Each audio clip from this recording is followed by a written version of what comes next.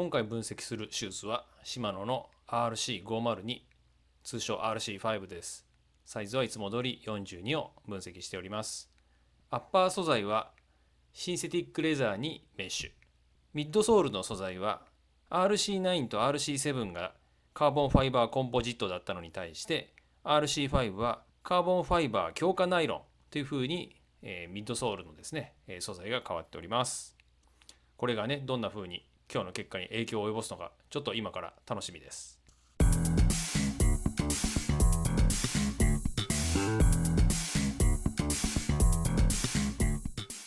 さあそれでは RC5 の重量も見てみましょ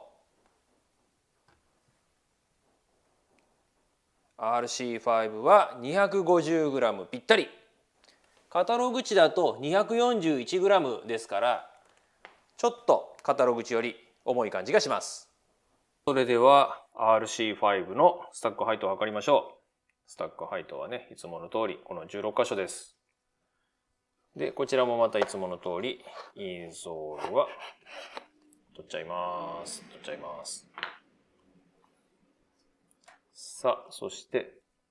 これはすごいですね。中がハニカムになってますね。軽量化に貢献していると思います。さあアッパーはねひょっとしたら RC7 よりはちょっと柔らかい感じがするかも。RC9 っぽい感じがしてちょっと良さそうな感じ。6.77。さあそれでは RC5 のアップストローク時のソールの剛性を見てみたいと思います。ではいきます。さあ今回もですねかなりしなっているのが分かるかと思いますが、実はですね予備実験の段階で RC9 や RC7 と同じだけのですね荷重を与えるとちょっとこれは曲がりすぎそうだということが分かりまして、今回は荷重の量をぐっと減らしてですね70ニュートンの力で今荷重を加えております。ですからね半分以下の荷重でこれだけ動いているということはやはり剛性が相当違いますよね。さあ一体ねどんな結果になるのか私も今からすごく楽しみです。はい、これで10回終わりました。さあ今度はですね RC5 の今度下向き方向への荷重、これをね計測してみたいと思います。ではいきます。今度もねかなりしなっているのが分かるかなと思いますが、今回はですね荷重の量を100ニュートンにしました。やっぱりですねこう下向きに荷重をかけるときと上向きに荷重をかけるときとでちょっとこう設定を変えないとですねうまくいかないと言いますか、やはり上向き荷重と下向き荷重でだいぶ雰囲気が変わるなっていうのがよく分かりました。ですから剛性というのもですね一概に、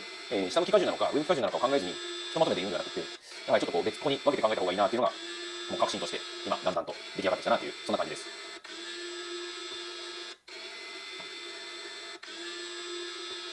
はい、これで10回終わりました。はい、では次に今度はプロネーション、界内のね動きを見てみたいと思います。さあそれでは行ってみますよ。はい、スタート。これもね大丈夫っていうぐらい曲がってますけど、実は今回もこのかけてる荷重もですねだいぶ弱めてあります。今回は25ニュートンの力でかけてありますので、RC9 や RC7 と比べると半分ですね。2.5 ニュートンメーターの力、ねじれのトルクになってます。もうこれはもう設定というかですね、ジグをつけてる段階からもうつけた瞬間にこうね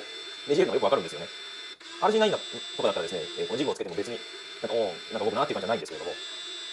RC7 からですね、特にこの RC5 になった瞬間にこれはかなり動くぞ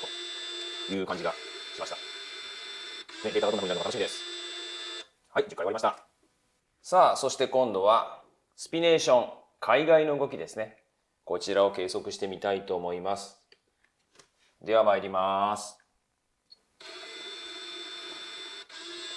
ちょっとね今回はアングルを変えてみました。だいぶこうねじれてるのが分かりますよね。でこちらも荷重はですね前回の RC9 や RC7 よりも半分の 2.5 ニュートンメーターのトルクをかけております。ね、実際これぐらいねじれてるんだっていうのはね上から見るとよくわかるかもしれません。まあこのジグをつけた時の印象としても、それから実際にこう触ってみた感じとしてもですね、やっぱり RC5 ぐらいになるとかなり柔らかくなってるなというそんな感じがします。今回もちょっとどんなデータが出るのか本当に楽しみです。はい、これで10回終わりました。それではデータを見てみましょう。前回までに計測した RC9 はどこだったかと言いますと、RC9 はここでした。で、次に測定した RC7、これはここでした。では RC5 はどこになったかと言いますと、なんとここになりました。かなり内側、曲がりやすい、ねじれやすいというデータが出ました。じゃあどれぐらいの差があったかというのを見てみますと、RC9 に対しては 30%、RC7 に対しても 32% ほどしか踏み足の時の曲げ合成がありませんでした。で、ねじれ合成について見てみると、RC9 のたった 25%、4分の1ですね。要はそこまでしかねじれに対して強くない。よくねじれるということが分かりました。RC7 に対して見ても RC7 の半分 50% ほどしかねじれ合成がありませんでした。これは踏み足です。で、引き足を見てみるとどうでしょう。ここはもっと差が大きくなって RC5 は RC9 に対して 15% ほどの曲げ合成、 RC7 に対しては 25% ほどの曲げ合成しかない。それだけ RC9 や RC7 が硬いということも表現できますけれども、 RC5 は柔らかいというのが分かります。そしてねじれ合成についても同様に RC9 に対して RC5 は 20%、 RC7 に対しては 46% のねじり合成というデータが出ました。これ実際に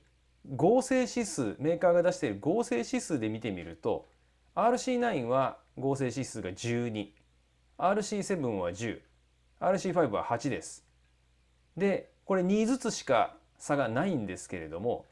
12から10へ行く時のこの差と10から8へ行く時の差で全然違います。特に10から8に合成指数が下がった時のこのガクーンという落ち込みは、これはかなり顕著だったので、これは今回こういう計測をやってみてもうはっきりとしたすごい新しい知見じゃないかなと思います。今回はですね RC5 を分析してみました。皆さんの予想と結果はどうだったでしょうか。私はですねこれほど差があるとは実は正直なところ予想はしてませんでした。合成指数が12と10と8ですから、もう少しなんて言ったらいいんでしょうかね、段階的に柔らかくなっていくのかなと思ってはいたんですが、その想像をはるか上を行くこの合成指数のそのギャップというのがですね垣間見えて、とても個人的にも興味深かったです。さあね、この合成指数、硬いのと柔らかいのとっていうの結構はっきり出てきましたけれど、じゃあ硬ければ硬いほどいいのかっていうと私は必ずしもそうではないと思っています。硬いのが合う時もあれば柔らかいのが合う時もあるといいますか、ロングライドとスプリントでは全然方向性が違いますので、それをね同じシューズで、論じていいのかっていうそういう疑問はあります。ですから、今後はですね、この合成の話と、あとはいろいろですねシューズの、気づいたところとかっていうのをいろいろ分析していきながら、どんなライドにはどんなシューズがいいのか、あるいはどんなレベルだとどういうシューズがいいのかっていうのが少しずつですね解き明かされていくようなそんなことができたらいいなというふうに思っております。ということでですね、今回 RC5 の測定はこれにて終了ということで、また次のシューズの分析を皆さんどうぞお待ちください。今回もご視聴ありがとうございました。それでは。